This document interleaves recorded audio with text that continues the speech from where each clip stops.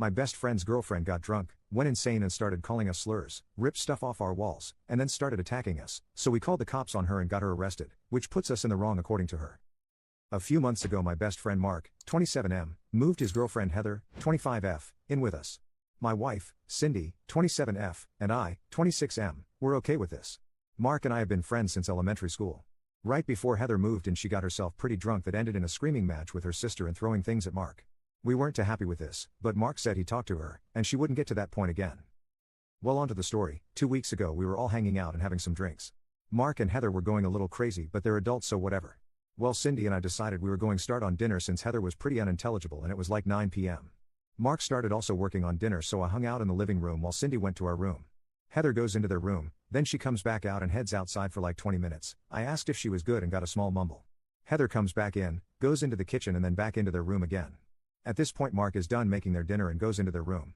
Mark comes out and sits with me in the living room and we are talking about my brother's upcoming bachelor party. We then hear banging coming from their room. Mark went to go check on Heather but she had blocked the door. He convinced her to open it and he went in. Heather starts screaming and yelling, continuing to slam things around. After about 10 minutes of hearing Heather yelling and Mark trying to calm her down, I went in and told Heather she needed to calm down. She starts yelling some really weird and extremely racist things that I won't put here. Heather is half Hispanic, half African American BTW.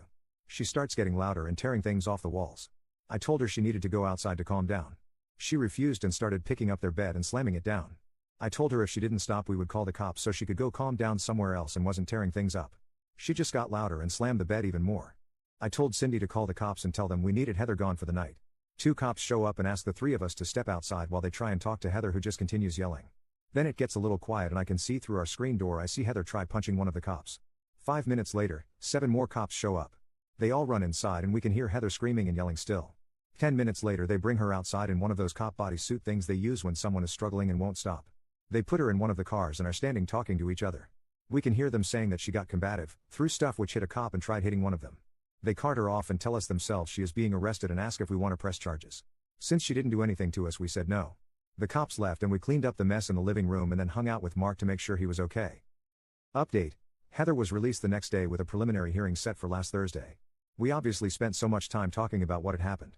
Mark said he was going to break up with Heather and spent that whole first week saying that. Then last week he said he isn't going to break up with her. I told him that's his choice, albeit a stupid one, but she is not allowed back at the house at all, and he said he understood. 2 days before the preliminary hearing Cindy and Mark are subpoenaed to court. Sadly, I wasn't, so this part is secondhand from Cindy.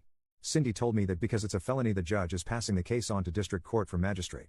I guess the DA went up to Cindy and Mark and said they could offer Heather a plea deal where she would basically be on probation with mandated therapy and mandated AA. Now whether the district judge accepts that is anyone's guess.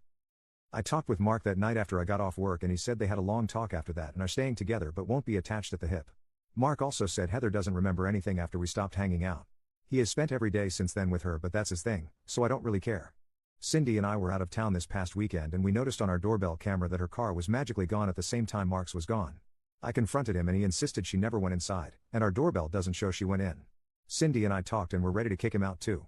We had another talk last night and he is moving out because they are finding a place together. We also told Mark we wanted an apology even if Heather didn't think she deserved it. Heather has been telling Mark that she was trying to leave and go to her brother's. She walked outside the one time and came back in with nobody trying to stop her. She also said that I started a confrontation with her and that's why she went off the rails. I called BS because why would we try to stop her from leaving unless it was in a car, and we also asked how she knows this if she was supposedly so blackout that she doesn't remember anything. Mark claims he doesn't remember anything until after the cops left. Which is not true because we talked about what happened multiple times over the days after this occurred. He's just being an idiot and we won't be dealing with it anymore. Either way, both are moving out. Heather isn't allowed back except to get her stuff, and we will have an officer there when she is there.